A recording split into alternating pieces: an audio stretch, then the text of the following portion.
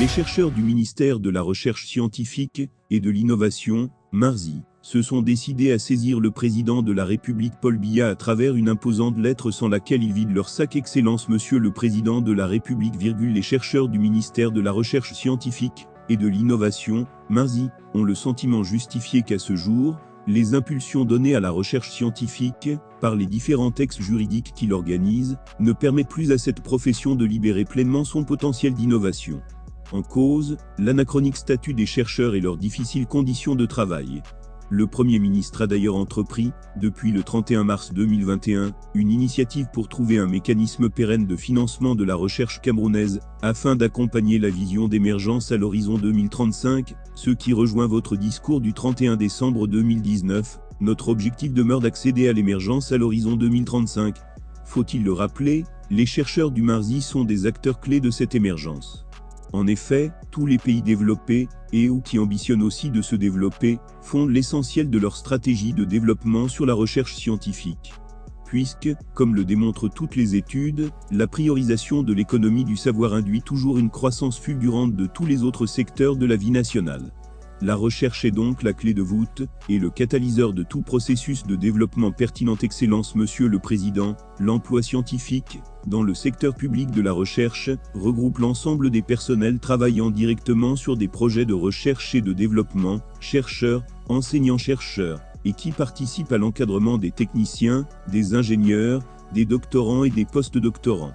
Vous avez créé un compte d'affectation spéciale pour la modernisation de la recherche, le 08 avril 2009. La mission assignée à ce compte spécial est de donner les moyens, aux enseignants-chercheurs du MINSU, de financer et massifier des recherches innovantes, en vue du développement du Cameroun. Cependant, le personnel chercheur du MARSI qui exerce pourtant, à titre principal et permanent des missions de RCHE, DE accent aigu VELOPPEMENT indispensables à notre vaste chantier d'émergence à l'horizon 2035, selon les orientations stratégiques de la Stratégie nationale de développement 2020 à 2030, SND 30. Ceci est une omission du principe de non-discrimination, consacré et garanti, à la fois, par le préambule de la Constitution et la Convention N-111 de l'Organisation internationale du travail, OIT, ratifiée par le Cameroun, le 13 mai 1988, et entrée en vigueur, le 13 mai 1989.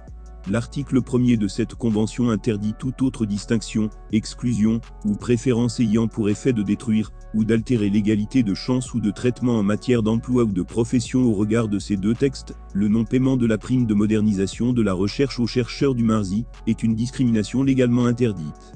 Bien plus, cette situation fragilise la confiance légitime que le chercheur devrait avoir envers l'État. Cette discrimination est d'autant plus criarde que le chercheur du MARSI exerce ses missions de recherche dans une précarité déconcertante.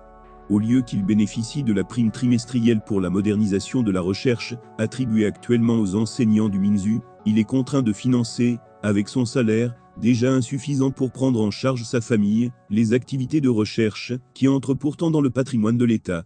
Comment, dans ces conditions de précarité, le chercheur camerounais pourrait-il livrer compétition, avec des chances égales, sur le même terrain d'innovation / développement, avec ses collègues du MINSU ou encore, avec les chercheurs des pays du Nord qui allouent des budgets conséquents à leurs chercheurs? Comment remporter des compétitions internationales qui sont, par ailleurs, des plateformes de captation des financements de la recherche? C'est donc la double peine pour les chercheurs du MARSI, puisqu'ils sont ainsi privés, à la fois des financements nationaux, et, faute de pouvoir présenter des publications, découvertes, innovations suffisamment compétitives, par manque de financement local, peinent aussi à décrocher les financements internationaux soumis à concours.